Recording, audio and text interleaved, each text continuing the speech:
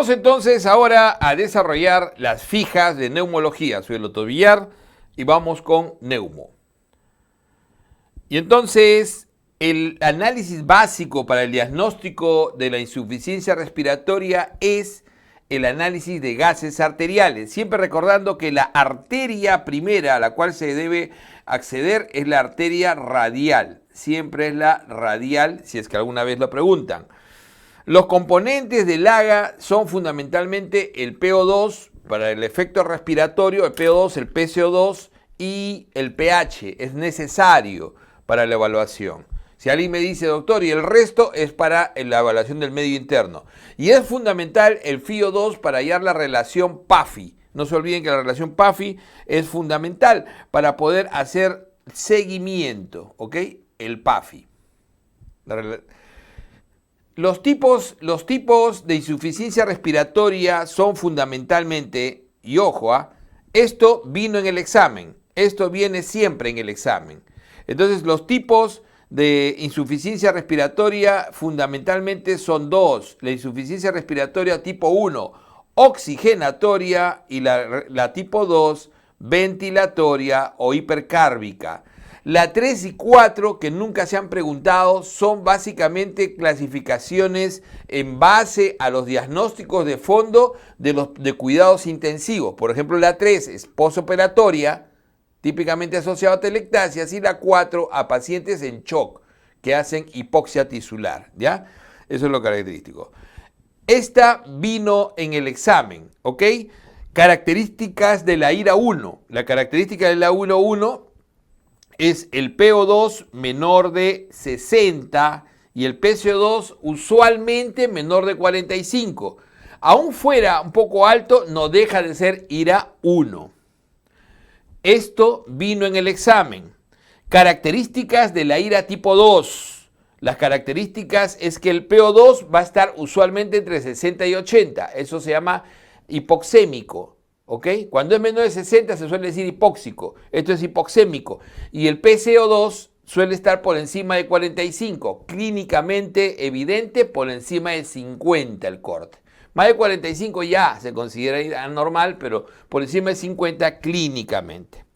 Se define hipoxemia, o sea, hipoxemia en realidad es el valor del oxígeno que está en la sangre, no en los tejidos. Y se suele hablar también que hipoxemia es el valor usualmente asociado a 60 a 80. Pero cuando ya tienes menos de 60, se suele decir ya hipoxia, porque eso correlaciona con la baja de la tensión de oxígeno en los tejidos a nivel tisular. Entonces la hipoxia se va a definir ¿con qué valores? Con los valores menores de 60.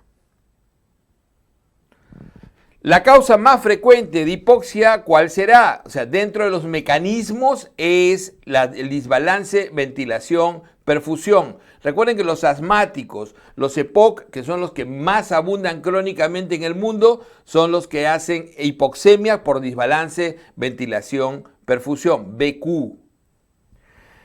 La gradiente alveolo arterial se refiere ¿a qué? Se refiere básicamente a esa presión requerida para efectuar el intercambio gaseoso. Si no hay esa presión, no hay intercambio. Suele ser entre 5 y 10. Suele ser entre 5 y 10 y varía con la edad, pero tiene un tope.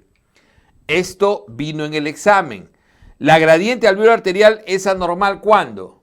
Cuando es mayor de 25, para cualquier edad. ¿Ok? Para cualquier edad se considera alta por encima de 25. Claro que de 5 a 10 es el rango usualmente en el joven hasta los 50 años, pero por encima de 25. Son causas de hipercapnia central por medicamentos. Ojo, hipercapnia, CO2 elevado por medicamentos, o sea, IRA tipo 2 por medicamentos, es lo más frecuente hoy en día en el mundo. Son causas de la toxicidad por opiáceos. Recuerden el fentanilo, se están muriendo en el mundo por fentanilo. Los anestésicos, se murió Michael Jackson por anestésicos. Las benzodiazepinas, típico, ¿no es cierto? También pueden entrar en esta categoría los relajantes musculares. Esta pregunta vino en el examen. pH, ¿no? pH menor de 7,2.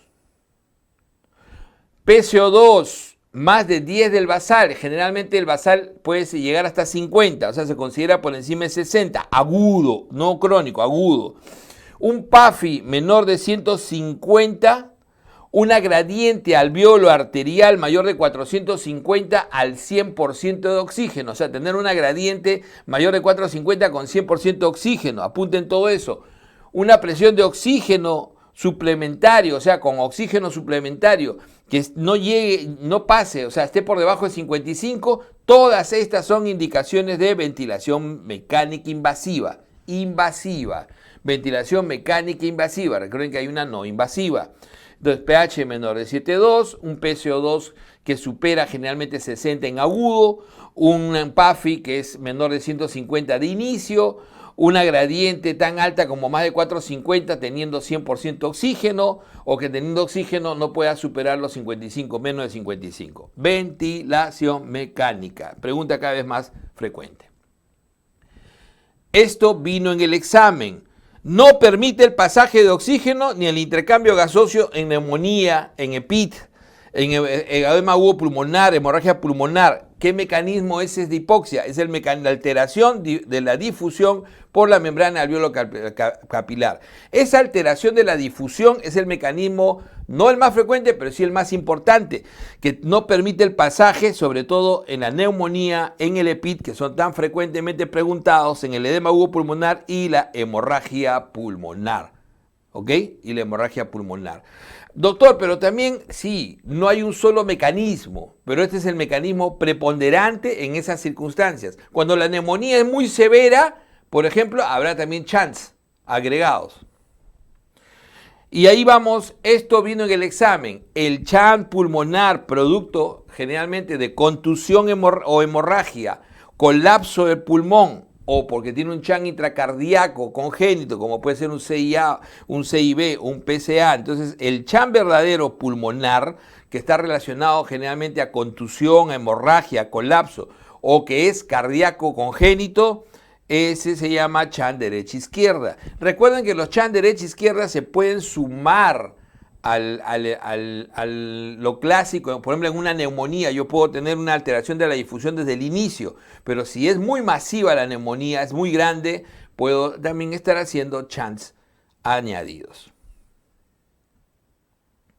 Son causa de hipercapnia de tipo neuromuscular. Miren, no se pregunta mucho, no sé por qué. Si todos los años tenemos cantidad de Guillain-Barré, entonces la de tipo neuromusculares tiene que ver con todo lo que te pueda causar hipoventilación por falta de fuerza en la pared. Estamos hablando, por ejemplo, crónicamente de la esclerosis lateral miotrófica, agudamente del síndrome de Guillain-Barré. Estamos hablando de la miastenia grave, los síndromes miasténicos, de la cifoescoliosis, la obesidad mórbida, incluso el coma mixedematoso. Entonces, todas esas son causas de tipo neuromuscular.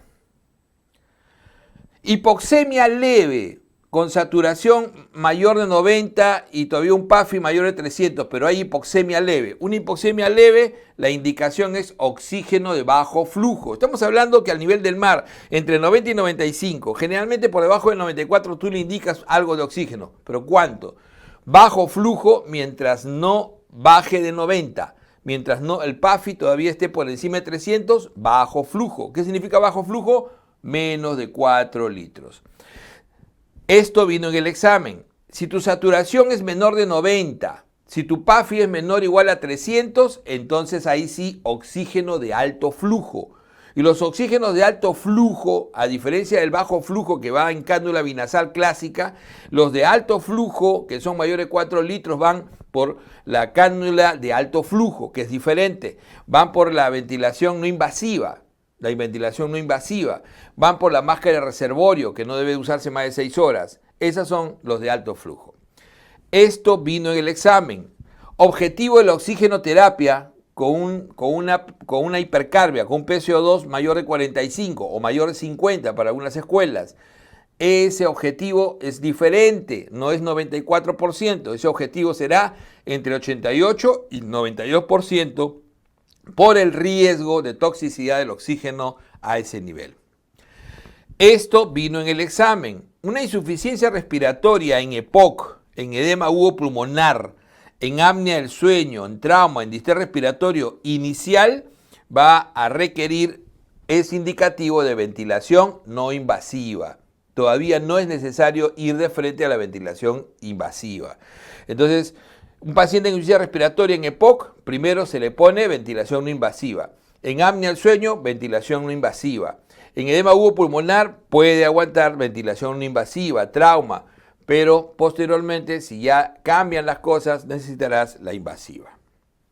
Estatus mental alterado, por ejemplo, sumado a miosis, sumado a hipoventilación, a bradicardia, tienes que pensar en intoxicación por opiáceos, que produce severa hipoventilación y puede requerir ventilación mecánica.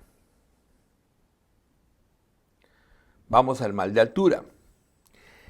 En la altura, la respuesta del medio interno clásicamente es la alcalosis respiratoria. La mayoría de las hipoxemias me generarán alcalosis respiratoria. Acuérdense eso como efecto central de la hipoxemia. Es una complicación cardiovascular en altura, típicamente el edema agudo pulmonar de altura. Muchos lo llaman, usan las siglas EAPA. Edema agudo pulmonar de altura, que suele presentarse a grandes alturas, por encima de 3800, cuando uno hace grandes ejercicios, y se suele presentar entre las 48 y entre los segundo y cuarto día de haber llegado. No es inmediato y no tiene relación con el mal de montaña agudo. En la gran altura, ¿qué se genera? En la gran altura se genera hipoxia hipovárica. Ese es el mecanismo. La hipoxia es hipovárica, con gradiente normal, gradiente alveolo arterial normal. Esto vino en el examen. Complicación grave del mal de montaña agudo. ¿Cuál es la complicación grave del mal de montaña agudo? El edema cerebral de altura. Recuerden que el edema pulmonar no tiene relación con el mal de montaña agudo. La complicación del mal de montaña agudo es el edema cerebral de altura, que tiene alta mortalidad. Esto vino en el examen. Si tengo hipoxemia con gradiente alveolo arterial normal y cefalea, náusea, vómito, hiporexia, insomnio en altura, eso se llama mal de montaña agudo. Eso se llama mal de montaña agudo. El tratamiento preventivo del mal de altura, o sea, del mal de montaña, fundamentalmente es la acetazolamida. 2 días antes, 250 miligramos, hasta un día después de haber llegado. El tratamiento preventivo del edema de altura, edema agudo pulmonar de altura, que suele darle a las personas que tienen algún problema cardíaco, especialmente hipertensión pulmonar, y que van a grandes alturas, ese es nifedipino. Ese es el tratamiento preventivo. Vamos con el distrés respiratorio agudo. El síndrome de distrés respiratorio agudo tiene un infiltrado ¿de qué tipo? De tipo alveolar bilateral. La primera semana es alveolar, la segunda semana es intersticio alveolar, pero la primera semana es alveolar bilateral. Esto vino en el examen. Los criterios de inclusión del distrés respiratorio agudo son fundamentalmente el evento agudo, o sea, usualmente los primeros 3 días, máximo 7. El PAFI menor o igual a 300, eso es clave. Y los infiltrados algodonosos bilaterales en el pulmón, o sea, el edema agudo pulmonar no cardiogénico. Es el criterio de exclusión en distrés respiratorio. Eso es el compromiso cardíaco. No debe haber compromiso del ventrículo izquierdo. El criterio de exclusión se mide ¿cómo? Se mide en difícil y como se definió utilizando el Swan-Ganz para medir la presión de capilar pulmonar o la presión en cuña, que debe ser menor de 18, o más fácilmente a través de un dosaje pro-BNP que te mide el daño a nivel del ventrículo izquierdo y la congestión, que debe ser normal. La imagen en un infiltrado alveolar bilateral tipo edema agudo pulmonar no cardiogénico, eso es típicamente visto en la radiografía de tórax, pero también hoy en día se admite la ecografía. Ojo, hoy en día se admite la ecografía. En los últimos criterios que se han aparecido de distrés respiratorio, se ha añadido la ecografía para poder ver los infiltrados alveolares bilaterales en el edema agudo pulmonar no cardiogénico típico del distrés respiratorio. Recuerden que ese daño se llama daño alveolar, pero eso termina siendo distrés respiratorio. Esto vino en el examen. Causa general más frecuente de distrés respiratorio, pregunta clásica, sepsis. Recuerden que la sepsis, acá se suma tanto la sepsis de origen no pulmonar como la sepsis de origen pulmonar, por eso que sepsis en general es la causa número 1 en distrés respiratorio agudo. Causa directa más frecuente de distrés respiratorio es la neumonía, y ahora lo hemos visto, ¿no? durante el COVID, la neumonía viral generó gran cantidad de distrés respiratorios. Esto vino en el examen. El distrés respiratorio puede ser leve, moderado y severo. ¿Cuáles son las cifras para saber leve? Leve es entre 201 y 300. Moderado entre 101 y 200. Y severo menor o igual a 100. En distrés respiratorio se compromete la compliance, o sea, la capacidad, ¿no? La capacidad de llenar el pulmón y que la distensibilidad de ese pulmón. ¿Cómo se compromete? Se compromete por la ausencia de surfactante, la disminución de la producción de tensoactivo, porque recuerden que el distrés respiratorio agudo en la primera fase, la célula que más se compromete es el neumocito 2, que produce el surfactante, principalmente, ¿no? El tensoactivo clásico. La menor compliance y tensoactivo del distrés respiratorio, ¿qué va a requerir? Si yo tengo mala compliance, va a colapsar mi pulmón. ¿Qué requiere? Requiere un PIP alto, mayor o igual a 5, usualmente mayor o igual a 5 centímetros de agua, así se mide el PIP, que es la presión positiva al final de la expiración. Ese es el PIP, evita que colapsen los alvéolos. La clínica del distrés respiratorio, casi nunca se habla de eso, pero tiene la clínica, no es que sea muy característica, no es que sea patognomónica, pero es característica. Y disnea, taquipnia y cianosis siempre. Disnea, taquipnia y cianosis, esa triada. Esto vino en el examen. La fase exudativa inicial del distrés respiratorio es necrótica y está inmunomediada ¿por quién? Esa fase inicial, inmunomediada por TNF-alfa. Como ven acá en el alveolo, miren el alveolo cuando se ve el inflamatorio, rico en exudados proteináceos, va a tener TNF-alfa, interleuquina 1, 6 y 8 son los principales mediadores de esta necrosis de la fase exudativa. El tratamiento básico del distrés respiratorio, ¿cuál es? La ventilación mecánica. Nunca se olviden, la ventilación mecánica. Ventilación mecánica, ¿no? De bajo volumen, porque para no romper el pulmón, y con PIP alto, y con pronos, ¿no? Con prono.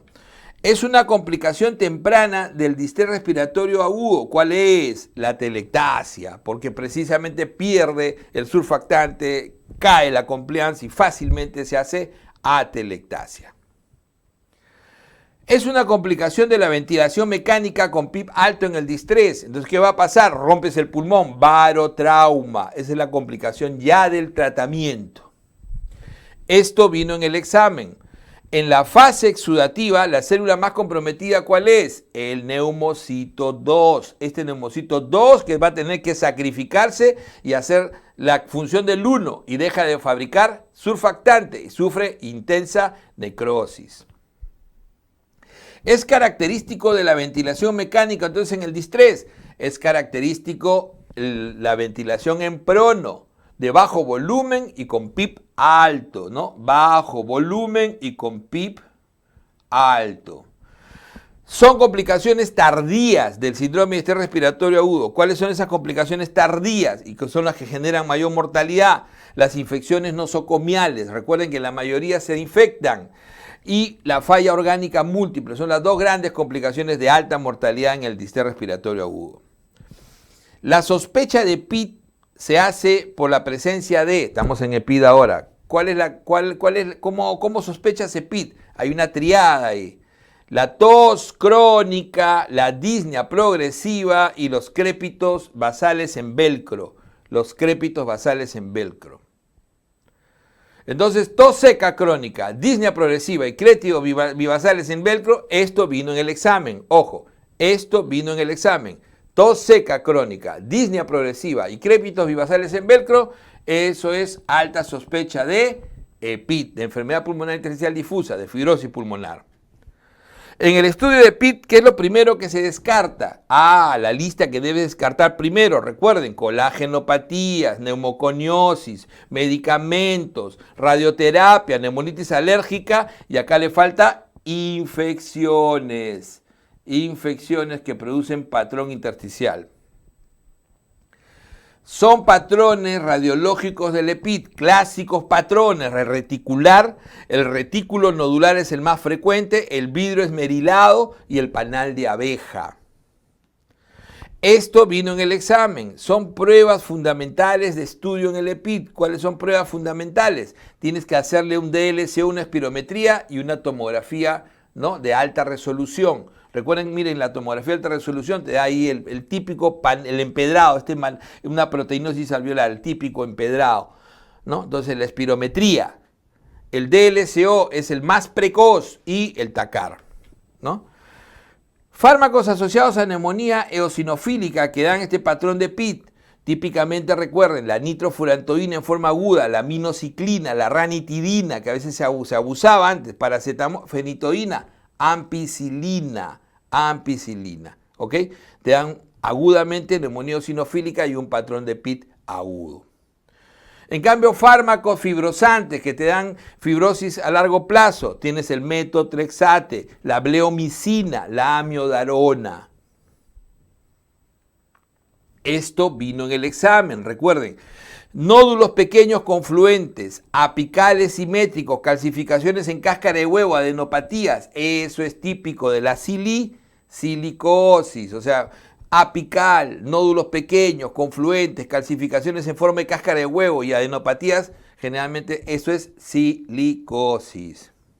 En la silicosis crónica, porque hay una aguda que dura menos de 2 años, en la silicosis crónica se incrementa la infección. ¿Por qué? Por tuberculosis y se llama silicotuberculosis.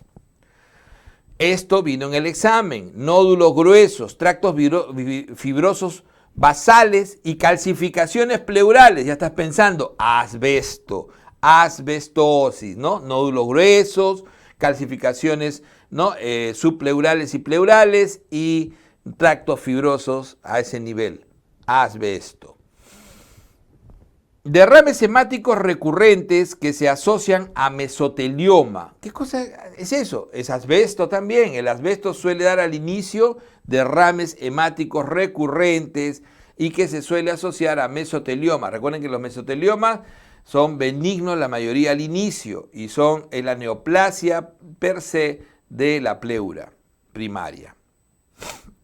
Es el patrón radiológico característico de la antracosis. Carbón, antracosis, carbón, cocina leña.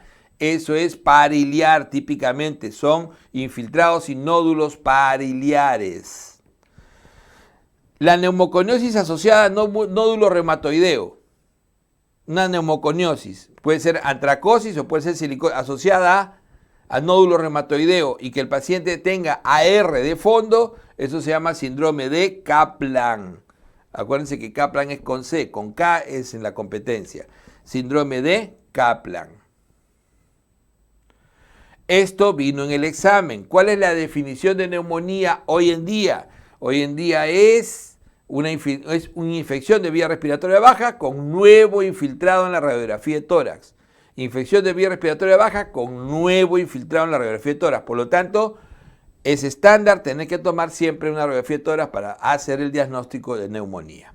El examen más útil entonces en la neumonía, si te preguntan cuál sería, obviamente la radiografía de tórax. Ojo que la ecografía también hoy en día se puede utilizar, puede reemplazar la radiografía, con la ventaja de no generar radiación. Así que ténganlo en cuenta. El examen Gold Standard, o sea, ese es diferente, el que tiene mayor especificidad. Para el diagnóstico de neumonía, obviamente va a ser la tomografía de tórax, pero la hará generalmente a los pacientes hospitalizados. Esto vino en el examen. ¿Cuál es la etiología más frecuente de la neumonía asociada a la comunidad? El Streptococcus pneumoniae. Streptococo, que es un coco gram negativo, un diplococo gram negativo. Pero un diplococo gram positivo, estoy hablando. Agentes etiológicos en neumonías cuya vía de contagio es por microaspiración. Para que tenga microaspiración tiene que colonizar la boca. Entonces, ¿quiénes son los que hacen eso? Los típicos neumococo, hemófilus, influenza y bacilos gram negativos en el intrahospitalario. Todos esos utilizan el mecanismo de microaspiración. O sea, neumococo, hemófilus, influenza y los bacilos y tienen la clínica típica también llamada así. Los agentes etiológicos en neumonías cuya vía de contagio es por inhalación, esos generan esa sintomatología atípica. Son los virus y algunas bacterias. ¿Bacterias como cuál? Como el micoplasma, la clamidia y la legionela. Y los virus en general tienen el mecanismo de vía inhalatoria. Agente etiológico en las neumonías cuyo contagio es hematógeno, típicamente Staphylococcus aureus, típicamente intrahospitalario. Esto vino en el examen.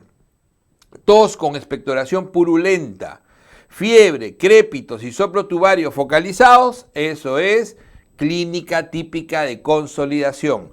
Tos, expectoración purulenta, fiebre, crépito y soplo tubario, eso es crépitos más soplo tubario, lo clásico en la consolidación. Es lo que se llama la clínica típica de la neumonía, típica. Ahí quizá lo único que falta es que es brusco, inicio brusco, eso es lo que habría que agregar. Si te dicen tos seca, febrícula, ¿no? Insidioso, cefalea, mialgia, infiltrado intersticial y disociación clínico-radiológica, eso se llama clínica atípica, disociación clínico-radiológica. Esto vino en el examen. La etiología atípica más frecuente, ¿cuál es? El Mycoplasma pneumoniae, Hallazgos en el examen clínico de derrame pleural. Si tengo un derrame pleural, ¿qué cosa voy a hallar en mi examen? Sobre todo murmullo vesicular disminuido, vibraciones vocales usualmente abolidas y es mate. O sea, el murmullo vesicular puede estar disminuido o abolido. Igual que las vibraciones vocales pueden estar disminuidas o abolidas y sobre todo que la percusión es mate. Hallazgos en el examen clínico de enfisema, pues ahí no será mate, será hipersonoro. Ahí te va a dar un tórax insuflado, ruidos alejados, o sea, el murmullo vesicular está muy alejado, casi no se escucha, y es timpánico a la percusión, timpánico. La acropaquia, o sea, el dedo en palillo de tambor, se suele ver en el caso respiratorio, en los EPITS, en el 50% de los EPIs, en las bronquiectasias y en el cáncer de pulmón, pero en el cáncer de pulmón como paraneoplásico. Recuerden que como paraneoplásico. La neumonía de la comunidad típica más frecuente se caracteriza ¿por qué? Se caracteriza por tos de inicio brusco con expectoración, herrumbrosa y consolidación, típico neumococo. Etiología de la NAC típica, solamente para que quede claro ya, de la neumonía típica, ¿cuál es la etiología? No se olviden, neumococo, hemófilus y moraxella catarrhalis. ¿Qué características tiene el neumococo? Es un gram positivo, diplococo gram positivo encapsulado, tiene 90 serotipos diferentes, el serotipo 3 es el que produce la neumonía fulminante. El neumococo es sensible ¿a qué? A la penicilina y va a ser resistente a la penicilina en muy pocos casos. Esos también son patrones. Generalmente la resistencia intermedia se vence con ceftriaxona. Es característica de la neumonía de la comunidad por hemófilus. ¿En quién suele ver hemófilus? En alcohólicos, en el EPOC y en desnutridos es donde se suele ver más hemófilus. Por neumonía por hemófilus. Ojo que la neumonía por hemófilus es la que genera la llamada neumonía crónica, 30 días con o más de neumonía. La etiología de la NAC, de la neumonía asociada a la comunidad atípica, la etiología a la cabeza, Mycoplasma pneumoniae, típico de adolescentes y jóvenes, Clamidia pneumoniae, típico de adultos mayores, Psittacis, típico de los que crían aves, y Legionella pneumófila, típico del aire acondicionado. Si yo tengo otalgia o en un paciente con neumonía tiene otalgia, rash dérmico, criolutininas asociadas, eso me hace pensar en micoplasma. Recuerden que ese rash dérmico es un eritema multiforme. Agente etiológico de la neumonía asociado a aves. Recuerden que la Clamidófila psittaci, hoy en día se le dice Clamidófila psittaci, ¿ok? También se le llama la enfermedad citacosis.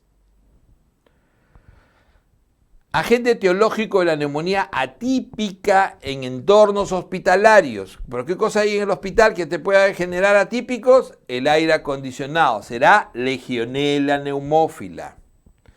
Etiología de la neumonía viral. ¿Cuáles son las neumonías virales más frecuentes, más recurrentes? De lejos es influenza y parainfluenza.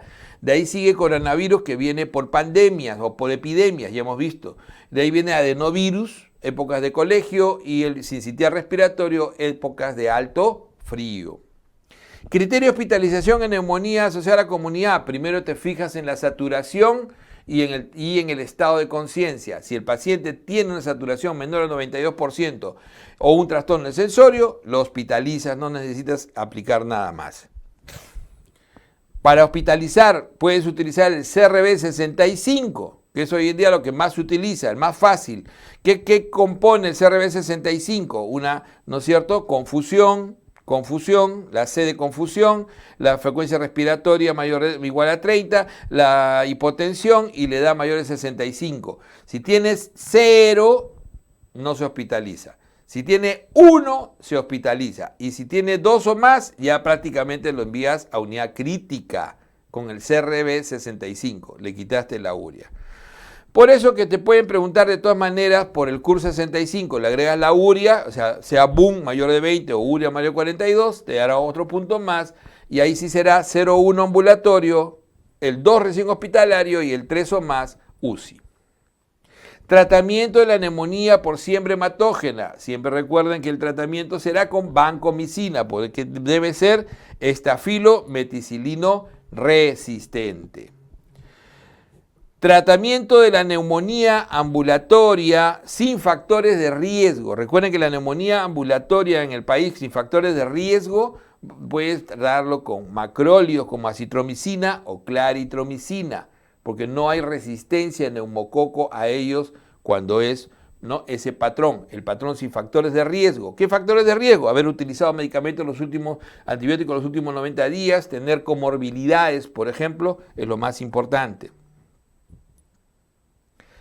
Tratamiento de la neumonía ambulatoria con factores de riesgo, esos factores de riesgo que les he mencionado, ¿no? O sea, haber utilizado antibióticos los últimos 90 días, tener una comorbilidad importante, entonces, o si ha estado hospitalizado. Entonces, ahí lo ideal es utilizar un beta-lactámico asociado a macrólido, generalmente acitromicina.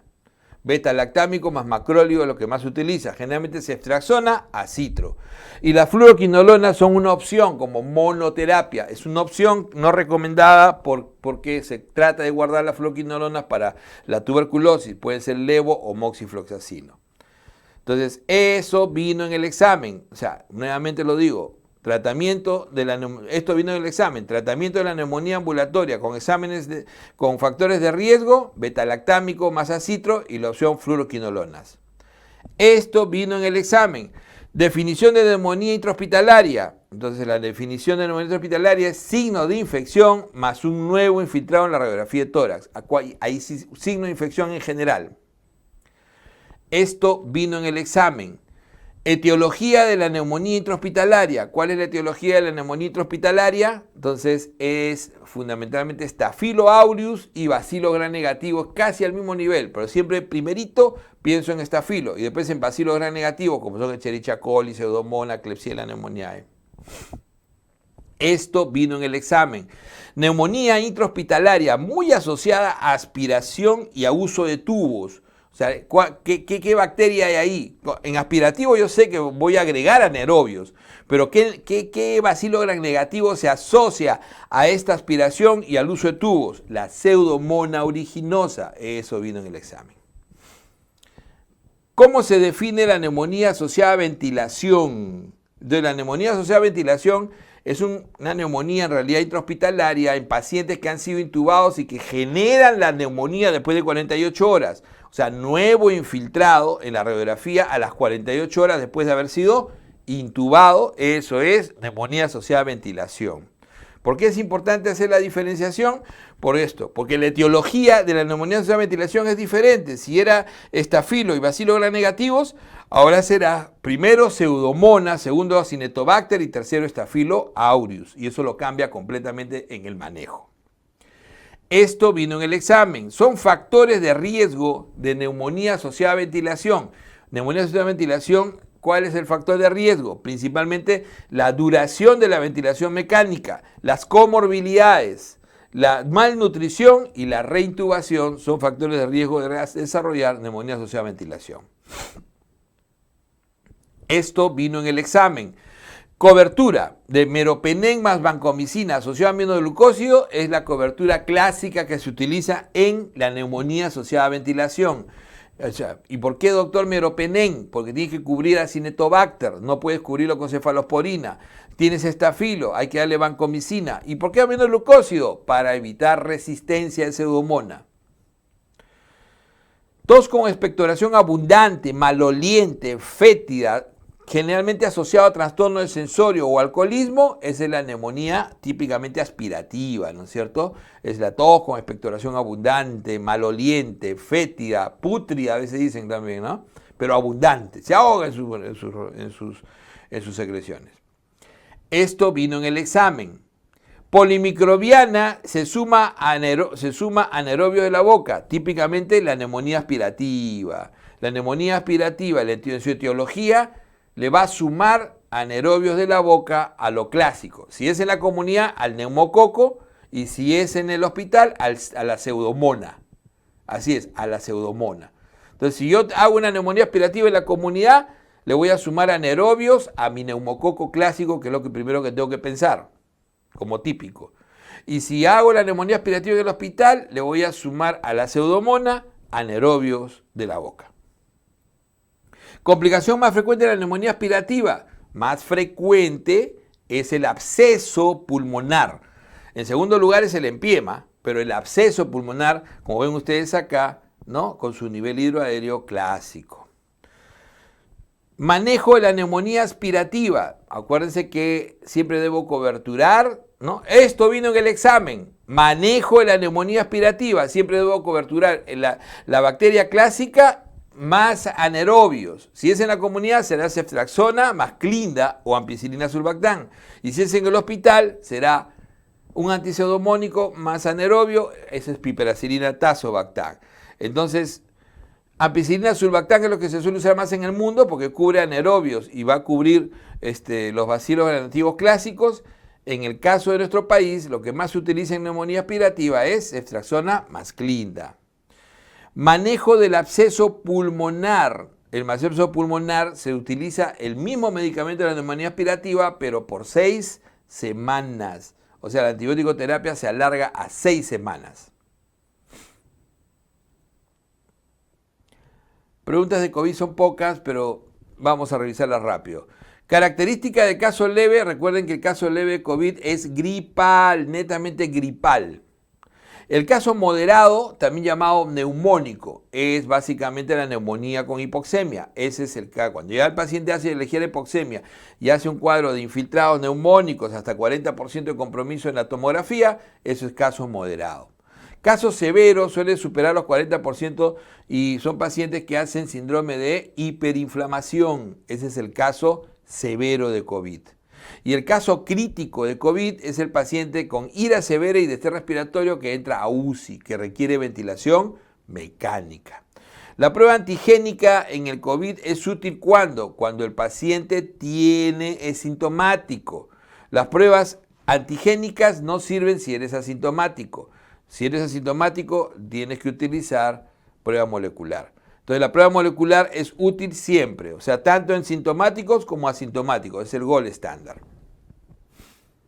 El manejo de COVID leve es fundamentalmente sintomático gripal, paracetamol, antihistamínicos. El manejo de COVID moderado, donde ya hay hipoxemia y neumonía, se recomienda el uso ya del inicio precoz de corticoides y si puedes, generalmente oxigenoterapia y enoxaparina. Oxigenoterapia y enoxaparina y si se puede, si es que hay, remdesivir. pero es primero oxigenoterapia y enoxaparina. Es en el COVID severo donde ya se inicia el corticoide, generalmente la dexametasona, y podrías también utilizar tocilizumab si el paciente está entrando en fase ya crítica. El crítico básicamente va con ventilación mecánica de soporte, prono, y puede ir generalmente con distrés respiratorio. Hoy se considera vacunación completa contra el COVID tener 3 dosis de la vacunación clásica. Son marcadores de alto riesgo de COVID, siempre recordar el PCR, siempre recordar el DHL, siempre recordar el conteo de linfocitos, la ferritina, ¿ok? La ferritina. Vamos con micosis pulmonar. Tos crónica, hemoptisis, disminución de peso, nódulo pulmonar con imagen de media luna, precipitinas positivas. ¿De qué cosa es característico? Esa imagen de media luna me hace pensar ya en un aspergiloma. Recuerden, miren la media luna ahí, ¿ve? Entonces, ese es clásico del aspergiloma. Entonces, voy a tener hemoptisis, tos, baja de peso, que es lo clásico en las micosis en general.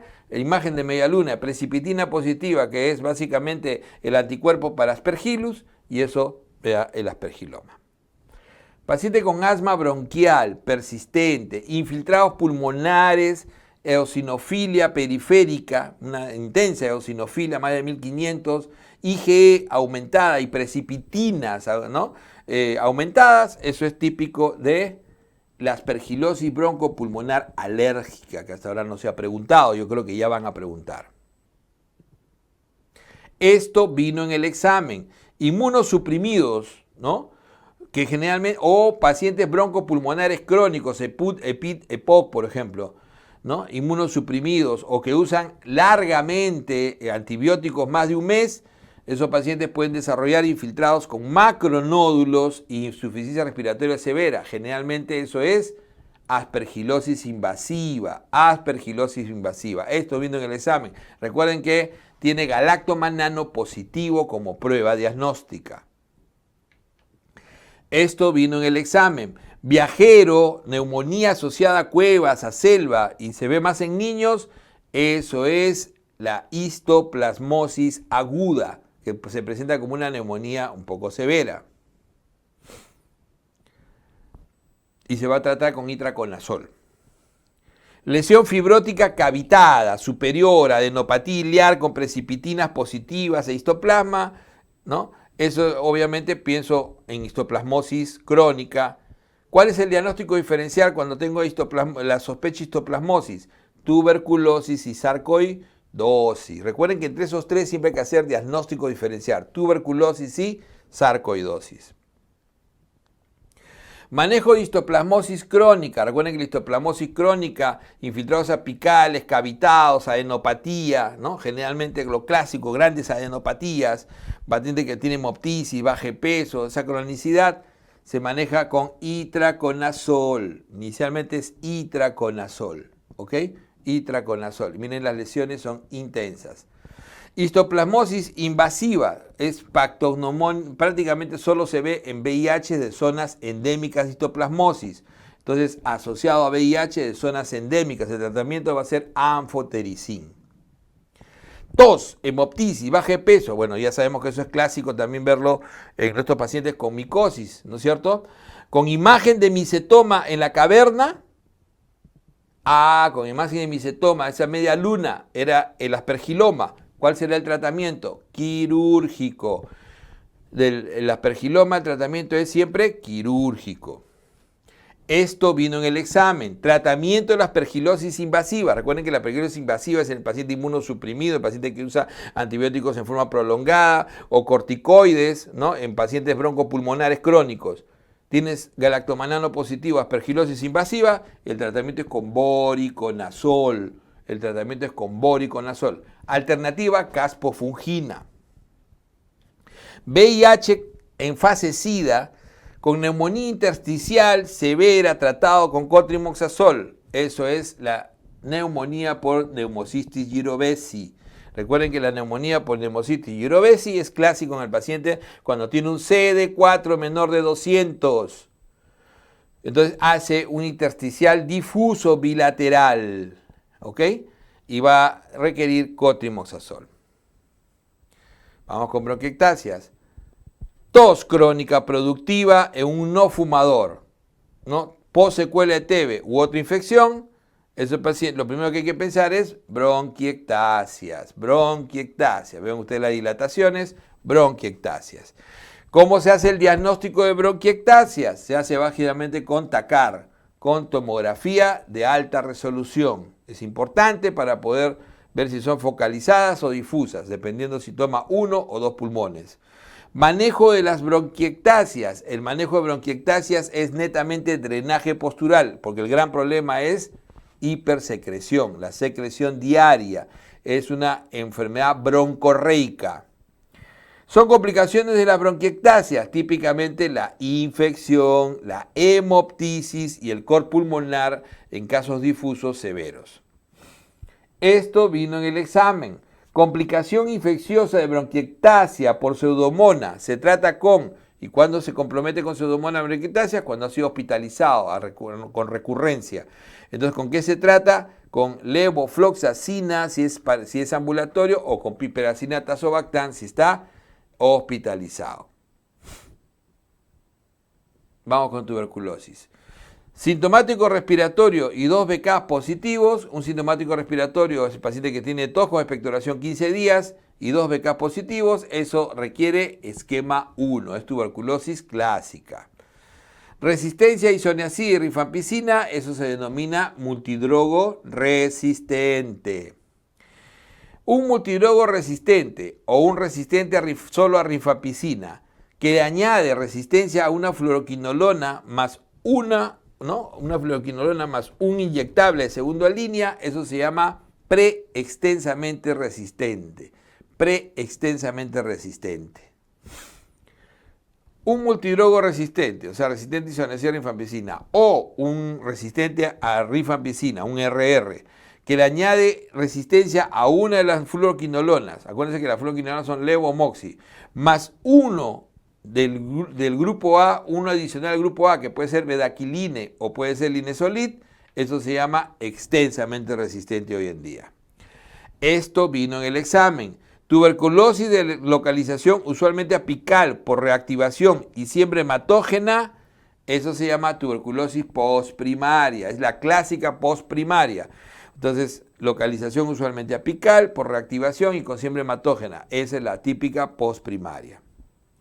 Tuberculosis hasta los 18 años, que tiene, tiene criterio epidemiológico, son 4 criterios, clínico, inmune y radiológico, esa es la TB pediátrica. Recuerden, la TB pediátrica necesita 3 de 4, el epidemiológico, contacto, el clínico, fiebre, tos, bajo peso, y inmune, un PPD positivo, un IRA positivo, y el radiológico, un infiltrado. Eso, TB pediátrica, 3 de 4.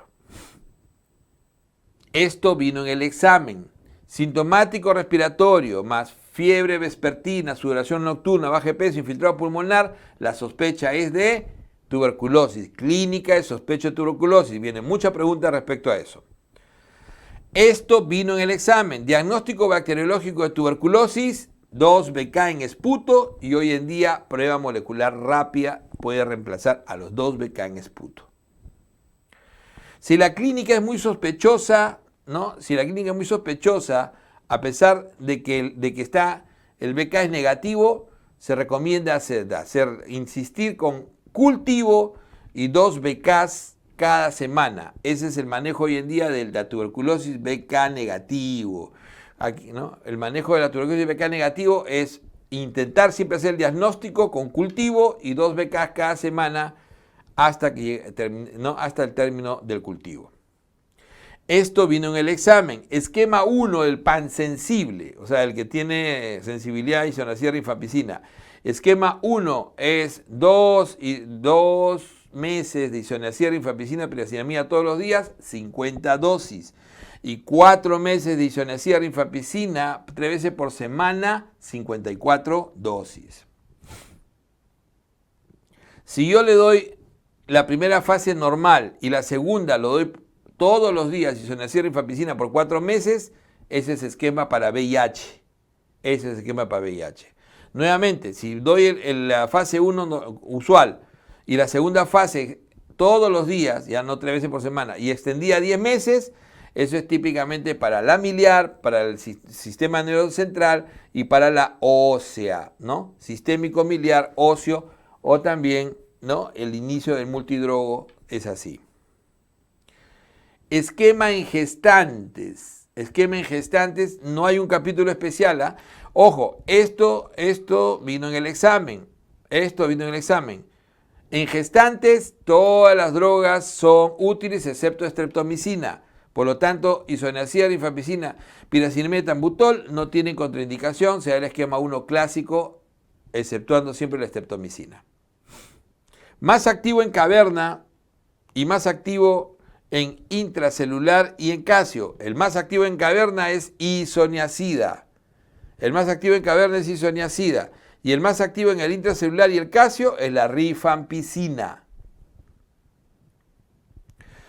Más frecuente efecto adverso del núcleo básico, elevación de enzimas hepáticas, sobre todo TGO, TGP y fosfatasa alcalina.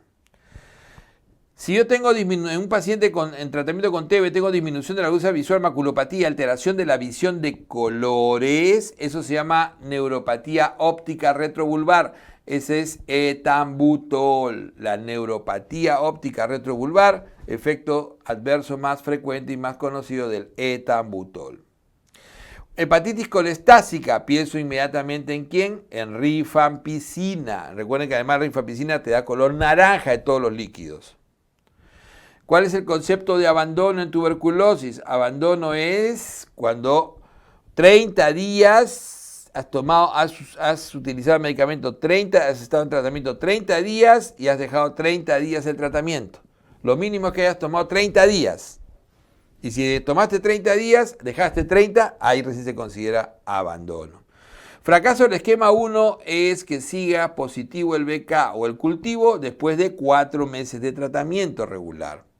Y fracaso en resistencia es lo mismo, que siga el BK, la prueba molecular rápida, el BK y el cultivo, que sigan positivo a los 6 meses del tratamiento. Si tú mejoras ventilación o la alimentación, uso de mascarillas, esos son mecanismos de prevención primaria antes de que haga la enfermedad. ¿Cómo puedes prevenir? Mejorar ventilación, alimentación y uso de mascarillas. Todo contacto con bacilífero que es asintomático y la radiografía de tórax es normal, puede ser ¿qué cosa? Tuberculosis latente. Entonces la tuberculosis latente tiene que estar asintomática, radiografía normal, pero tiene que tener contacto con bacilífero positivo.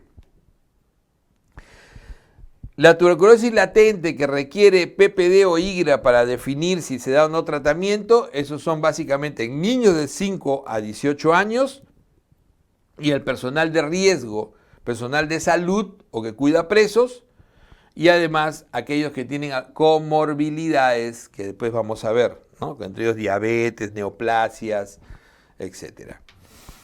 Tuberculosis latente que no necesita PPD ni IGRA, ¿no? Y debe recibir tratamiento, los menores de 5 años y los de VIH. El tratamiento de isoniazida rifampicina todos los días por 3 meses, ese es el que se le da a los niños menores de 2 años, a la tuberculosis latente de niños menores de 2 años. Isoniazida rifampicina todos los días por 3 meses. Isoniazida rifapentina, una vez por semana por 12 semanas. Ese es el tratamiento recomendado hoy en día para la tuberculosis latente en mayores de 2 años hasta adultos. Doctor, y si no hay rifapentina, la alternativa es isoniazida rifampicina por 3 meses, todos los días. Esto vino en el examen. Hepatitis medicamentosa, neuropatía periférica que generalmente se genera por interferencia de la piridioxina, eso es RAM a isoniazida. Hepatitis medicamentosa, la neuropatía periférica, principalmente por interferencia con la piridioxina, por eso se le suele dar piridioxina adicional, eso es RAM a isoniazida. Si tú dices que hay neumonitis TB más linfangitis, más compromiso de ganglio, más linfangitis, compromiso de ganglio, esa triada, neumonitis tuberculosa, linfangitis, ¿no es cierto? Y compromiso de ganglio, eso es el nódulo de Gone, que cuando ese complejo se calcifica se llama complejo de Rathke. Mayor riesgo de resistencia a tuberculosis, ¿quiénes lo tienen? Los que han abandonado, los que tienen comorbilidades, los que han fracasado en el tratamiento, los que tienen VIH, los que tienen contacto con alguien que haya fallecido por TB. Esto vino en el examen. Hepatitis, poliartralgia, hiperuricemia, fiebre, esos son los RANK más frecuentes de piracinamida. Entonces, piracinamida, fiebre, hiperuricemia, incluso gota, hepatitis es el más frecuente. VIH, enfermedad renal crónica, neoplasias de cabeza y cuello, neoplasias hematomalignas, ¿no? Silicosis, diabetes, gastrectomía, pretrasplante, aquellos que tienen, ¿no? Infiltrados residuales apicales. Todos esos se consideran comorbilidades que deben ser tomadas en cuenta para, por ejemplo, darle tratamiento como tuberculosis latente. Esas son las famosas comorbilidades donde que uno le daría, ¿no? Con un PPD positivo o con un IRA positivo, tratamiento de tuberculosis latente si tiene contacto. Útil el diagnóstico inicial reemplazando a beca de esputo para tuberculosis extra y para tuberculosis extrapulmonar. Hoy en día esa es la prueba molecular rápida, que es útil reemplazando al BK en esputo, a los dos BK en esputo, y que se tiene que usar en las tuberculosis extrapulmonar, especialmente del sistema nervioso central. La prueba llamada prueba de ensayo de sonda en línea, ESL, es la prueba estándar hoy en día para determinar la susceptibilidad de isonacida rifampicina al inicio del tratamiento. Entonces, esa es la prueba para sensibilidad rápida que se usa hoy en día. Prueba de sensibilidad rápida es la prueba de ensayo de sonda en línea. Es una prueba molecular especial. Prueba de ensayo de sonda en línea. Alternativa, si no la tienen, la alternativa es el MOTS, el cultivo de medio líquido. Esto vino en el examen. Contraindicado en gestación por toxicidad vestibular y renal, eso es streptomicina, toxicidad streptomicina. Tuberculosis extrapulmonar más frecuente, recuerden que es la pleural. En nuestro país se considera pleural extrapulmonar, en otros no. Por eso en otros países, como los que estudian para el MIR, dicen ganglionar. Bueno, te van a jalar en el Perú. Tuberculosis extrapulmonar más frecuente es la pleural. Triada de Colombino, o sea, tiene que ver con la tuberculosis geniturinaria, ¿no es cierto? La orina ácida, la piuria y la orina aséptica. La triada de Colombino de la tuberculosis urogenital. Dolor abdominal crónico asociado a diarrea, citis, hepatoesplenomegalia y fiebre. Eso es tuberculosis abdominal, también llamada tuberculosis enteroperitoneal, también llamada tuberculosis entérica. El término correcto hoy en día es tuberculosis abdominal. Recuerden que en la citis de líquido racítico se puede buscar test de ADA positivo. Vamos al asma. Esto vino en el examen. Patrón obstructivo en la espirometría. ¿Cuál es el patrón obstructivo en la espirometría? Un BEFS1 sobre capacidad vital forzada menor de 0.7.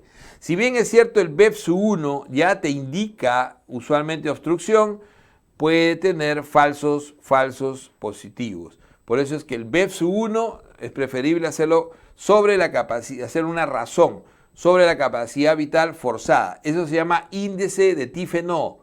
Y cuando es menor de 0.7 te indica patrón obstructivo sí o sí. La prueba de elección, esto vino en el examen. La prueba de elección para evaluar tipo de obstrucción, porque la obstrucción puede ser reversible o no reversible, es el test de reversibilidad o con broncodilatador. Entonces, una vez que tienes tu BEFS1, capacidad vital forzada menor de 0.7, y dices es obstructivo, ahora tienes que demostrar si es ¿Reversible o no reversible? Y se hace el test con broncodilatador. La prueba de elección para evaluar hiperreactividad bronquial.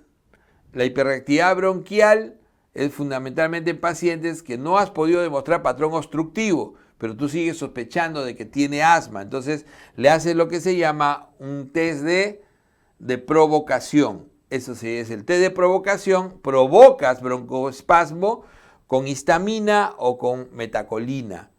Y entonces cae más del 50%, ¿no? El BEPS1, y eso significa que el paciente tiene hiperreactividad. ¿Qué te demuestra el test de provocación? Hiperreactividad bronquial.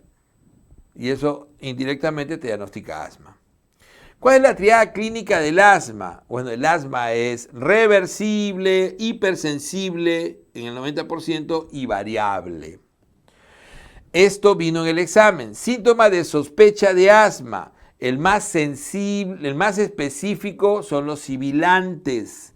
Los sibilantes, la opresión nocturna en el pecho, ¿no? Los sibilantes recurrentes es el más sensible, ¿no? El más sensible y específico la opresión nocturna y la tos nocturna y dificultad respiratoria. Esos son los síntomas de sospecha de asma. Esto vino en el examen. Hipersensibilidad tipo 1 que estimula al mastocito y degranula inflamando. ¿Cómo lo estimula el mastocito? A través del IgE. Eso es asma hipersensible o extrínseca. Recuerden, ¿cuál es el mediador ahí? La célula mediadora, el mastocito. La triada fisiopatológica del asma, ¿a cuál se le considera? El asma es una enfermedad crónica inflamatoria, ¿no es cierto? Y se considera que esa inflamación va a generar edema de mucosa, hipersecreción bronquial y broncoespasmo. Esa es la triada fisiopatológica. Edema de mucosa, hipersecreción bronquial y broncoespasmo. Esto vino en el examen. Hallazgo de espirometría en el asma. Típicamente vas a hallar un BEPS1 disminuido, menos de 80%.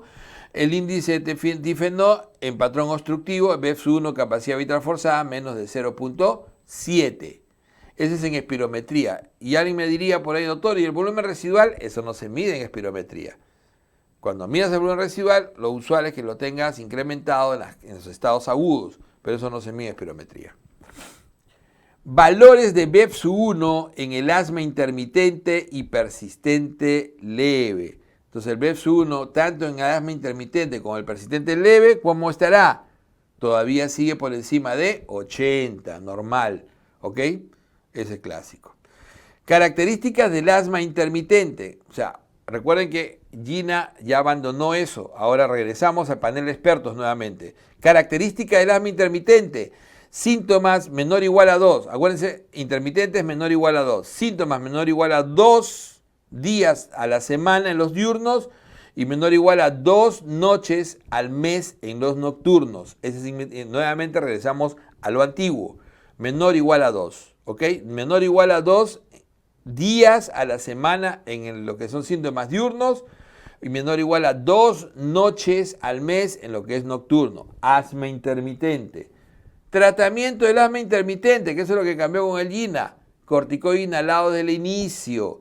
Corticoide inhalado a las dosis más bajas que hay. Dosis muy baja, a veces puede ser o no combinado con LABA, también a dosis baja, por periodo corto. ¿Qué periodo corto? 3 semanas es la recomendación. Vamos ahora a las características de la persistencia. Asma persistente leve. Regresamos a lo antiguo. Asma persistente leve. Síntomas diurnos mayor de 2 días a la semana, pero no todos los días. ¿Ok? Mayor a 2 días a la semana, o sea, estamos hablando de 3, 4, 5, 6, pero no 7, no todos los días. ¿Ok? Y en las noches, 3 a 4 noches al mes. Eso es asma persistente leve. El asma persistente leve es clásico, ¿eh? O sea, estamos hablando de esto vino en el examen. Característica del asma persistente leve, síntomas mayores a 2 días a la semana, pero no todos los días. Y noches 3 a 4 noches al mes.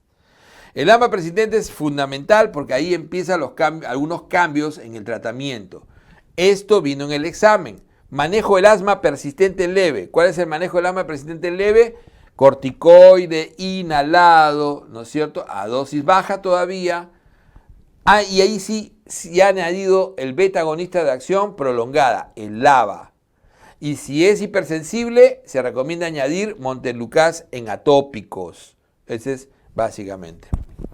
Característica del asma persistente moderado. Entonces, el asma persistente moderado es el que tiene síntomas diurnos todos los días, pero no todo el día. Y más de una noche por semana. Entonces, siempre recuerda eso. Síntomas diarios, pero no todo, síntomas diarios, pero no todo el día. Y nocturno, mayor a una noche por semana. Esto vino en el examen. Manejo del asma persistente moderado. Igual, corticoide inhalado a dosis medias, a dosis media alta, más LABA, pero todavía no topes, a dosis media alta, más beta agonista de acción prolongada. Ese es el manejo del asma persistente moderado. Característica del asma persistente severo, síntomas diurnos continuos y síntomas nocturnos todas las noches. Todas las noches. Entonces, todas las noches, los 7 noches de la semana, te despiertan. Y además de esos síntomas continuos, diurnos, todo el tiempo está con clínica. Ahí ese paciente genera disnea de reposo incluso, disnea de reposo. Manejo del asma persistente severo. Corticoide inhalado a dosis tope hasta llegar a la dosis máxima combinado con beta-agonista de acción prolongada. Una vez que se llega a dosis tope se recomienda añadir adyuvantes. ¿Cuáles son los dos grandes adyuvantes que se pueden añadir en el asma severa? El tiotropio, el bromuro de tiotropio y se puede añadir también la teofilina, metilsantina en el asma persistente severo. No se recomienda uso de corticoide sistémico nunca. Característica del asma refractario. Entonces, el asma refractario es el paciente que no responde a las dosis topes de corticoide inhalado y LABA y tampoco a los adyuvantes. Entonces, ha fracasado en ese tratamiento. Manejo del asma refractario va a depender del fenotipo. En fenotipo hipersensible, ahí dosaje de IgE y omalizumab, que es un anti-IgE, bloqueador de receptor de IgE. Manejo del asma refractario en el fenotipo eosinofílico. Vamos a manejar básicamente esos dos fenotipos. El fenotipo eosinofílico, recuerden que es el asma intrínseca del adulto, el que no tiene antígeno conocido, el que puede ser más severo. Y ahí es anti-interleuquina 5, mepolizumab o reslizumab. Si ahí me dicen que mi paciente asmático solo puede decir frases, su frecuencia cardíaca está entre 100 y 120, respiratoria entre 20 y 30, tiene sibilantes inspiratorios expiratorios y la saturación está entre 90 y 95, no hay todavía insuficiencia respiratoria. Ese es crisis moderada, crisis moderada. Olvídense el leve que es solamente sibilantes expiratorios y no tiene nada más. Olvídense de ese, es 2 disparitos y se acabó. Entonces el moderado, solo frases, ya el pulso paradójico pero bajito, ¿no? 5 milímetros de mercurio, tiene la respiratoria entre 20 y 30, la cardíaca entre 100 y 120 y la saturación entre 90 y 95. Puede incluso ya algunos requerir un poco de oxígeno. Crisis moderada. Esto vino en el examen. Solo palabras, solo un asmático que solo puede decir palabras aisladas. Ya su cardíaca es más de 120 y su respiratoria más de 30, tiene pulso paradójico francamente positivo y la saturación es menor de 90, ya está en IRA tipo 1. Esa es la crisis severa, crisis severa. ¿Cómo son los pulmones? Sibilantes expiratorios, inspiratorios, ambos, pero muy alejados, pero todavía audibles. Esto vino en el examen. El manejo de la crisis moderada. Siempre se le añade leve porque se usa lo mismo, pero en la crisis moderada básicamente se utiliza salbutamol más bromuro hipatropio. Salbutamol entre 4 a 8 disparos más bromuro hipatropio. Y se debe ya en el alta iniciar corticoides inhalados sí o sí. Manejo de crisis moderada. Esto vino en el examen, manejo de crisis severa. En la crisis severa uno tiene que dar corticoide, salbutamol o betagonista de acción corta combinado con hipatropio a dosis altas, hasta 8 PAF, y paralelamente a eso, corticoide sistémico por vía parenteral, usualmente que se utiliza hidrocortisona o metilprednisolona. Y si no responde, sulfato de magnesio añadido. Crisis con riesgo debido preparo. ¿A qué se refiere la crisis con riesgo debido preparo? Se refiere al paciente severo que hace 2 silencios. ¿Cuál? El paciente ya no puede hablar y su tórax es silente. Tiene bradicardia, ya no taquicardia. Ese paciente tiene un tórax silente, bradicardia, ausencia de pulso paradójico. Ya no hay pulso paradójico y trastorno de sensorio. Ese paciente, riesgo de vida, va a entrar en paro respiratorio. Esto vino en el examen. Manejo de la crisis con riesgo de vida o con riesgo de paro. Básicamente adrenalina y UCI. Adrenalina y soporte ventilatorio. Meterlo a un ventilador. ¿Cuál es la característica de los beta-2 agonistas? Son los broncodilatadores más potentes por excelencia y actúan sobre el receptor adrenérgico a través de la proteína G, incrementando ¿qué? El AMP cíclico, que es el principal broncodilatador. Ese AMP cíclico incrementado relaja el músculo liso bronquial. Esto vino en el examen. Reacciones adversas más frecuentes de los beta-2 agonistas. Recuerden que la más frecuente es el tremor, pero la más preguntada siempre es la hipocalemia y la hiperglucemia. ¿Ok? Hipocalemia y hiperglucemia, RAM frecuentes de los beta-2 agonistas, sean de acción corta o de acción prolongada, cualquiera de los dos, pueden generar esto, y su toxicidad puede producir taquiarritmias. Indicaciones de betagonistas de acción prolongada y de acción corta, o sea, los beta-2 agonistas, ¿cuándo están indicados? Como terapia de rescate. ¿Qué significa? Cada vez que hay crisis se usan los SABA, es de rescate. Y los LABA, betagonistas de acción prolongada, de mantenimiento acompañando al corticoide inhalado. Corticoides en asma, es la piedra angular del tratamiento. Siempre deben ser inhalados.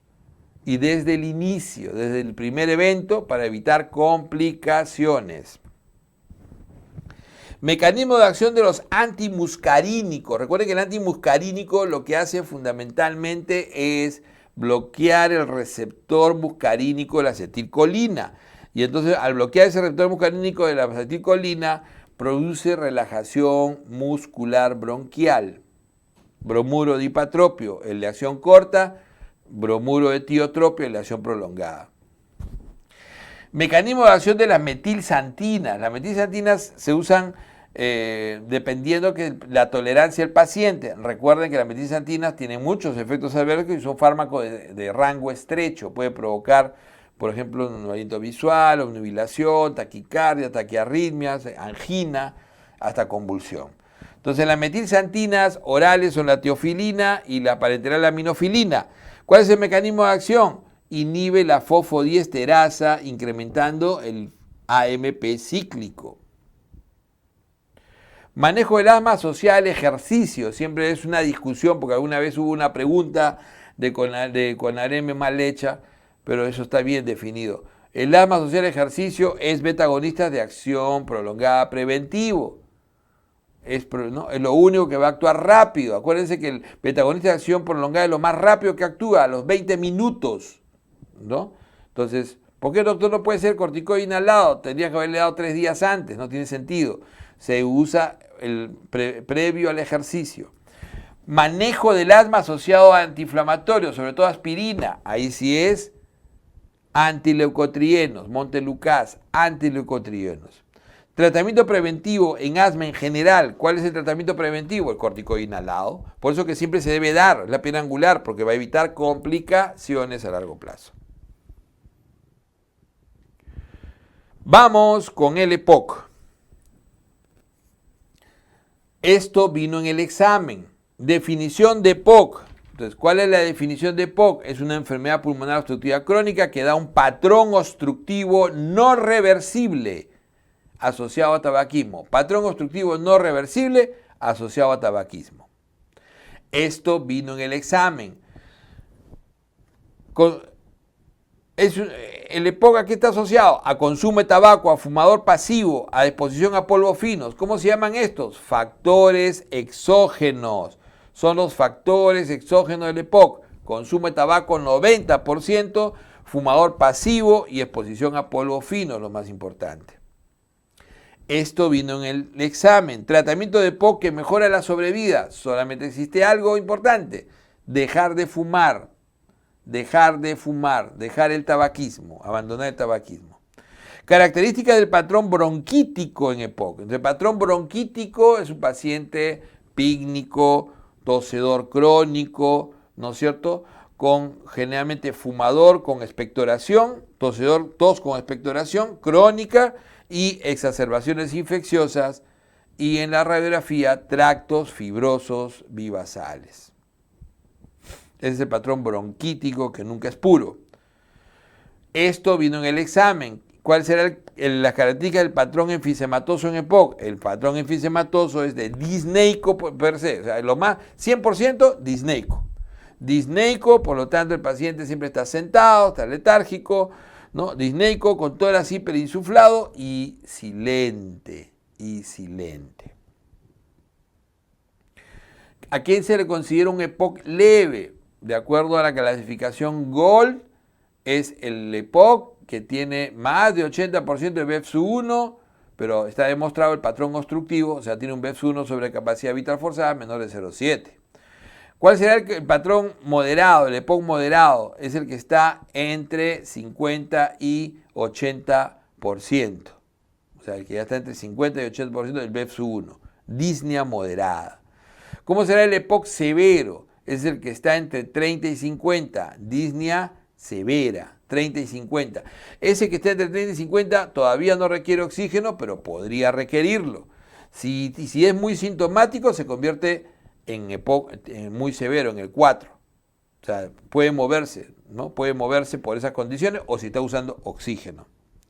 Entonces el EPOC muy severo, o a veces llamado grave, menos de 30, con disnea de reposo y necesidad de oxígeno y generalmente con hipertensión pulmonar. Esto vino en el examen, ¿ok? Bromur, ipatropio, salbutamol y antibiótico es la terapia de la exacerbación de EPOC. Ipatropio, salbutamol combinados y antibiótico que puede ser amoxiclavulánico al inicio y cuando es muy recurrente, levofloxacino. Entonces, manejo de la exacerbación de EPOC. EPOC con deficiencia alfa-1 antitripsina, recuerden que es otra de las causas importantes, ¿no? No llega a 1 o 2%, y la deficiencia de 1-alfa antitripsina va a producir un enfisema panacinar, inicio precoz, generalmente jóvenes, mujeres y daño hepático, fibrosis hepática. Esto vino en el examen, ¿ok? Antimuscarino de acción prolongada, ¿ok? Y sobre todo manejo crónico, es el manejo crónico de EPOC. Recuerden que el manejo tiene que ver con otra clasificación de GOL. Se dice que el tipo A es el que nunca ha sido hospitalizado o no ha sido hospitalizado en el último año y tiene una o ninguna exacerbación, el A. Ese solamente requiere antimuscarínico de acción prolongada. El B es el que ha tenido dos o más, más de una exacerbación al año o una hospitalización. El B, requiere la combinación de LAMA y LABA, o sea, antimuscarínico y beta agonista de acción prolongada, la combinación, el B. C y D todos entran en una categoría que se llama E. La categoría E usa lo que se llama la terapia triple. LAMA, antimuscarínico de acción prolongada, beta-2 agonista de acción prolongada y corticoide inhalado. Ese es el manejo hoy en día del EPOC por GOL. Esto vino en el examen, derrame pleural, esto vino en el examen. Tos seca, pleurodinia, murmullo vesicular disminuido o abolido y mate, esa es la clínica clásica de la efusión o el derrame pleural. Clínica de la efusión o el derrame pleural. Tos seca, pleurodinia, o sea, dolor al final inspiración. Esto vino en el examen. Criterios del LAI para exudado. ¿Cuáles son los criterios del LAI para exudado? obviamente una relación proteína pleural sobre sérica mayor de 0,5 y una relación de DHL pleural sobre sérica mayor de 0,6. Recuerden que el DHL es más importante cuando es inflamatorio el proceso y la relación proteica cuando es menos inflamatorio. Entonces, si yo tengo una glucosa en líquido menor de 40 es bajo, menor de 60 ya es bajo, pero menor de 40 es muy bajo. ¿Quiénes tienen glucosa menor de 40 en líquido pleural? Solo 3 diagnósticos: tuberculosis, empiema y reumático, nada más, artritis reumatoide. Esto vino en el examen. Derrame pleural más frecuente. ¿Cuál es en general el derrame pleural más frecuente? En general el derrame pleural más frecuente es insuficiencia cardíaca. Y de ellos la insuficiencia ventricular izquierda. Ahí ven, ¿no? Típicamente bilateral, simétrico, sin dolor, sin nada. Esto vino en el examen. Ok. Trasudados más frecuentes. ¿Cuáles son los clásicos trasudados? Los clásicos trasudados son 3, siempre recordar: la ICC, el cirrosis y la hipoalbuminemia o síndrome nefrótico asociado, ¿no es cierto? Esos son los típicos trasudados. Esto vino en el examen. Exudados más frecuentes, son 3 también los clásicos que tienen que acordarse. El más frecuente, el paraneumónico, el tuberculoso, que es muy prevalente en nuestro país, y el neoplásico, que es el más frecuente en adultos mayores. Entonces tienen que acordarse del paraneumónico, que es el más frecuente de todos, generalmente turbio, del neoplásico, generalmente hemático en adultos mayores, y el tuberculoso amarillo citrino, que es muy prevalente en nuestro país. Típico líquido pleural en paraneumónico. En el paraneumónico es turbio, ¿no? Es turbio, pero todavía aséptico. Ojo que aséptico, turbio, predominio de polimorfos nucleares, glucosa baja, pero todavía aséptico. Cuando deja de ser aséptico, eso se convierte en empiema. Típico líquido pleural en el neoplásico, hemático, generalmente de gran volumen, o sea, masivo, hemático y con una citología posible que puede darnos probablemente el diagnóstico positiva. Esto vino en el examen. Típico líquido en el tuberculoso. ¿Cuál es la característica del tuberculoso? Esto vino en el examen. Amarillo citrino. Predominio de mononucleares. ADA mayor de 45. Esa combinación de ADA mayor de 45 y predominio de mononucleares es muy específico. Derrame pleural con detritus, pues, ¿no? Y células multinucleadas, además de color amarillo verdoso, es típico del reumático. Vamos con el empiema. Característica de mayor especificidad en el empiema, en el líquido. Recuerden que vas a tener el pH menor de 7,2 y la glucosa menor de 40. Esos dos son los más específicos para decir eso es un empiema. Causa más frecuente de empiema, infecciones por Staphylococcus aureus. Recuerden que además de un pH menor de 7,2 y la glucosa menor de 40, que es lo más específico, tienes un DHL mayor de 1000, tienes proteínas mayor de 3 gramos, o sea, otras características que no son tan específicas. Esto vino en el examen. Tratamiento del empiema. Recuerden, tratamiento del empiema, rotación antibiótica y sobre todo drenaje. Tubo de drenaje hoy en día es el estándar. Siempre se coloca la sonda o tubo de drenaje y la rotación antibiótica, donde se suele añadir antianaerobio siempre. Tubo de drenaje en empiema. Hoy en día es el estándar, pero siempre, sí o sí, si tiene un pH menor de 7 o purulento, eso es indicativo. Pero hoy en día colocar un drenaje es lo habitual. ¿Cuándo se hace una decorticación en empiema? Cuando ese empiema ha generado una paquipleuritis, ¿no? O sea, cuando el pulmón está atrapado, no tiene movimiento por paquipleuritis, engrosamiento severo.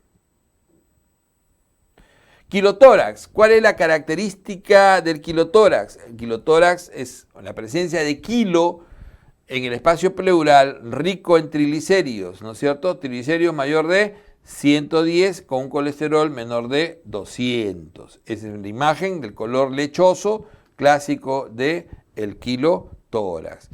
La pregunta de kilotórax es clásica. Causa más frecuente de kilotórax, recuerden que el traumático, pero iatrogénico, o sea, básicamente el que se genera después de una cirugía de tórax, es uno muy importante y el otro es los tumores de mediastino, que hoy en día están más cercanos a la realidad. Los tumores de mediastino están tomando la mayor parte de las causas y el 70% son linfomas. Y también está la iatrogenia quirúrgica. Por eso decíamos, lechoso, con triglicéridos, por ejemplo, debería ser mayor de 110. ¿Qué tal si tiene menos de 50 triglicéridos y un colesterol mayor de 200? Sigue siendo lechoso. Eso es un pseudoquilotórax. Y los pseudoquilotórax pueden ser AR, pueden ser tuberculoso. Vamos al cáncer de pulmón. Un tumor benigno de pulmón más frecuente es el clásico amartoma, que suele ser periférico de crecimiento muy lento, que puede tener imágenes de calcificaciones como palomitas de maíz en su interior. Un nódulo pulmonar solitario se considera a ese único nódulo que llega máximo a 30 milímetros, o sea, menor o igual a 30 milímetros. Se considera de bajo riesgo un nódulo pulmonar cuando tiene menos de 15 milímetros. Bordes son lisos y por lo menos el paciente es menor de 35 y nunca ha fumado. Eso es de bajo riesgo. Un nódulo pulmonar se considera de alto riesgo cuando está entre 15 y 22 milímetros, por ejemplo, o más. Cuando tienen bordes mixtos, cuando la edad está entre 35 y 50, no es el riesgo intermedio, riesgo intermedio, por eso se dice intermedio 15 a 22. Bordes mixtos, ¿no? Y la edad también es intermedia, 35 a 50 y menos de 10 años de tabaquismo. Y se dice que es riesgo alto del nódulo cuando tiene un nódulo que está por encima de los 22 milímetros, con bordes irregulares o espiculados, y la edad es mayor de 50 del paciente y ha tenido mucho más de 10 años de tabaquismo. ¿Cuál es la triada del cáncer de pulmón? Entonces, la triada clínica del cáncer de pulmón, que en todas las preguntas casi nunca fallan, es tos, hemoptisis y baja de peso. Esto vino en el examen. Factores de riesgo de cáncer de pulmón. Obviamente los factores de riesgo de cáncer de pulmón, el más importante es el tabaquismo directo, pero también el tabaquismo como riesgo de inhalar secundariamente, exposición a radón y neumoconiosis. Diagnóstico de tumor iliar y paliliar. Generalmente los iliares, más fácil es hacer la biopsia por broncofiroscopía, los iliares, y los parailiares con la broncofiroscopía con ultrasonografía.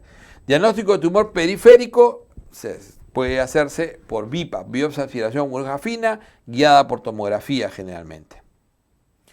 Esto vino en el examen. Características del adenocarcinoma de pulmón. Recuerden que el adenocarcinoma de pulmón es el cáncer primario o broncogénico de pulmón más frecuente en general. Más frecuente. Pertenece a los no células pequeñas o non-small cell. Es el más frecuente en general y del grupo. Y suele darse más en mujeres de edad media, ¿ok? En mujeres de edad media. Más frecuente tumor periférico, es el menos asociado a tabaco y típicamente periférico. Esto vino en el examen. Característica del carcinoma de células escamosas o epidermoide de pulmón. Recuerden que ese es el que más se asocia a tabaco. Fue en una época el más frecuente, hoy en día es el número 2. Entonces la característica del carcinoma escamoso es fundamentalmente más asociado a tabaco, típicamente iliar, ¿ok? Más en varones y se asocia a hipercalcemia maligna como paraneoplásico. Es muy característico, ¿eh? El que más se asocia a todos los demás paraneoplásicos siempre es el microcítico, pero este se asocia sobre todo, es el más asociado a hipercalcemia maligna por producción de proteínas como similares a la PTH. Esto vino en el examen. Características del cáncer microcítico de pulmón o células pequeñas. Entonces es el más agresivo, el 15% de los broncogénicos y sobre todo de peor pronóstico, metastásico al momento del diagnóstico. El diagnóstico precoz es rarísimo parailiar, que es más difícil acceso, y lo que tiene más paraneoplásicos. ¿Cuál es el paraneoplásico más frecuente en el microcítico? Es la hipernatremia paraneoplásica tipo CIJAT, por ejemplo.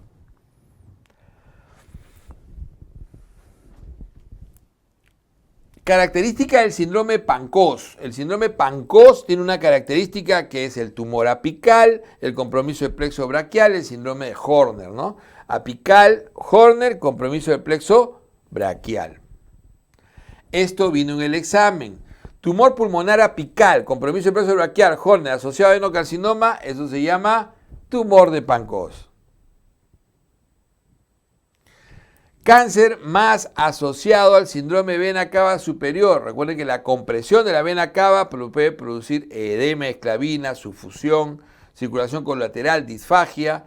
Y eso, el síndrome vena cava superior, el cáncer que más se asocia, es el cáncer de células pequeñas o microcítico. Tratamiento del cáncer de pulmón estadio 1A. Hasta el estadio 1A es quirúrgico, solo quirúrgico, no requiere terapia quimioterápica adyuvante. Generalmente el 2B ya puede requerir limitado. Tratamiento de cáncer en 1B, entonces, ahí sí se le da, además de la quimio, una neoadyuvancia mínima. O sea, quimioterapia por 3 sesiones más, neoadyuvancia química mínima. Tratamiento del cáncer en el estadio 3, justo en el 3 es cuando ya no es quirúrgico, por eso hacemos hincapié, ya no es quirúrgico, generalmente va a ir con quimio radio combinada. Cuando un cáncer de pulmón tiene expresiones de PDL1, el cáncer de pulmón, ese es en más del 50% y se puede utilizar terapia específica biológica. Metástasis más frecuente de cáncer de pulmón es el hueso. El hueso es el lugar más frecuente de metástasis del cáncer de pulmón. Paraneoplásico más frecuente en el cáncer microcítico de pulmón, ya lo habíamos dicho, hiponatremia paraneoplásica, ¿no? Es el más frecuente, ¿no? El más frecuente de todos, la hiponatremia paraneoplásica. Paraneoplásico más frecuente en el cáncer epidermoide, ya no en el microcítico, en el epidermoide pulmón. Y ahí esto vino en el examen, ojo, esto vino en el examen. Paraneoplásico más frecuente en el cáncer epidermoide o escamoso de pulmón es la hipercalcemia maligna o paraneoplásica. Recuerden, hipercalcemia maligna o paraneoplásica, que va a producir hipercalcemia generalmente severa. Nódulo pariliar y metástasis cerebral, pero el nódulo es pariliar, más difícil de ser diagnosticado. Ese es el típico microcítico, por eso que el microcítico es el de mal pronóstico. La anomalía ósea más frecuentemente encontrada en cáncer de pulmón, ¿cuál es? Justo les había dicho, el dedo en palillo de tambor, la acropaquia. Vamos con el TEP. Dice, disnea súbita, tos. Esto vino en el examen, esto viene en el examen. Lo clásico, lo clásico de las historias clínicas de TEP, de sospecha. Esto vino en el examen. Disnea súbita, tos, taquicardia, dolor torácico, no anginoso, hemoptisis, fiebre y taquimia. La triada más clásica es disnea súbita, dolor torácico y hemoptisis. Eso es alta sospecha de tromboembolismo pulmonar. Radiografía de tórax con derrame pleural en TEP, ojo, con derrame pleural en TEP es típicamente hemático, se ve hemático el líquido y es poca cantidad.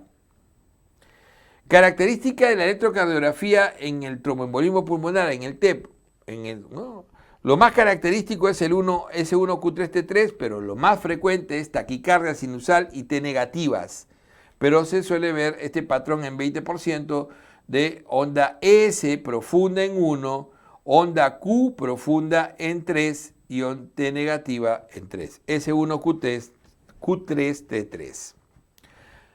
Características del AGA en el tromboembolismo pulmonar. Es típicamente hipoxémico, con gradiente muy alta, con un PCO2 generalmente bajo por hipoxemia.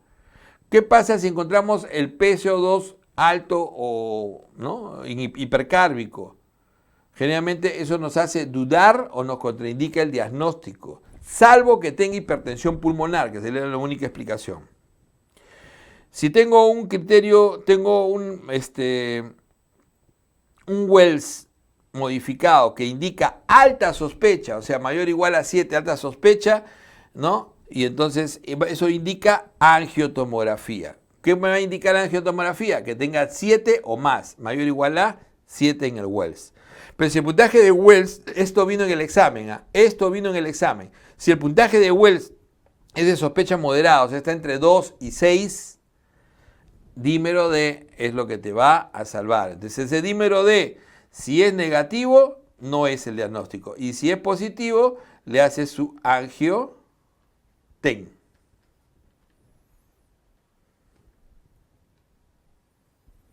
Radiografía de tórax normal, es lo más frecuente en el TEP. Signo de Westermarck y la joroba de Hampton, esa es la radiología que se puede ver en él, radiología del TEP. Entonces la joroba de Hampton, que generalmente es una secuela de un pequeño infarto, el signo de Westermarck, que es signo hipoémico, o la placa normal. Miren cómo se ve el signo de Westermarck. Factores de riesgo de TEP, generalmente la neoplasia, la postración, la sepsis, la trombosis venosa profunda, son los más frecuentes factores de riesgo, sobre todo la estasis, ¿no? La postración, dentro del hospital la sepsis. ¿Qué cosa significa estasis, hipercoagulabilidad, injuria de pared? La típica triada de Virchow de la trombosis venosa profunda, porque tromboembolismo pulmonar es parte de esa constelación de la trombosis venosa profunda. ¿Ok? El 60% de los pacientes con tromboembolismo pulmonar tienen trombosis venosa profunda concomitante. Ojo, esa triada se llama, de la hipercoagulabilidad, se llama básicamente... Tiene la triada de estasis, hipercoagulabilidad y injuria de pared, triada de Virchow. Examen de elección para el diagnóstico de TEP, angiotomografía pulmonar. Angiotomografía pulmonar. Si no puedo utilizar angiotomografía pulmonar porque tiene que usar contraste y es alérgico al contraste o tiene contraindicación por daño renal, entonces el diagnóstico se tendría que hacer por, ¿cuál es el examen? Si tengo alergia al contraste, gammagrafía BQ, ventilación perfusión. La gammagrafía BQ es útil en esos casos. Esto vino en el examen. Si yo tengo un TEP hemodinámicamente estable y sin compromiso de ventrículo derecho, ese es el 80% de los pacientes. Entonces le doy enoxaparina y warfarina máximo 2-3 días y le doy de alta. Puede ser con warfarina o tranquilamente le puedo dar un nuevo anticoagulante, ¿no? Como son los NOACs, ¿no? Inhibidores directos de la trombina o la 10A. Puede darle rivaroxaban o dabigatran o apixaban. TEP hemodinámicamente estable, pero con disfunción del ventrículo derecho. Puede ser incluso con hipertensión pulmonar. Ese se llama submasivo. Y el submasivo hay que tratarlo con trombolisis, con alteplase, y si no funciona, con embolectomía por la alta mortalidad. Esto vino en el examen. Un TEP hemodinámicamente inestable se le llama tromboembolismo pulmonar masivo, y ese requiere trombolisis con alteplase, y si falla la trombolisis, que incluso se puede intentar hasta 2 veces, se le hace la embolectomía. Tromboembolismo pulmonar agudo que no resuelve y genera hipertensión pulmonar, eso se llama hoy en día el TEP crónico. Entonces el TEP crónico es el TEP agudo que genera hipertensión pulmonar y persiste en el tiempo. Si le vamos a dar inicialmente alteplase, le vamos a dar trombolisis, ¿cuáles serán las contraindicaciones que debo acordarme de fibrinolisis? Contraindicaciones de fibrinolisis, acuérdense. El antecedente de hemorragia intracerebral, de neoplasia intracerebral, la sospecha de disección aórtica, el sangrado activo, el stroke reciente, o sea, los últimos 3 meses, el infarto cerebral. Son contraindicaciones absolutas de fibrinolisis.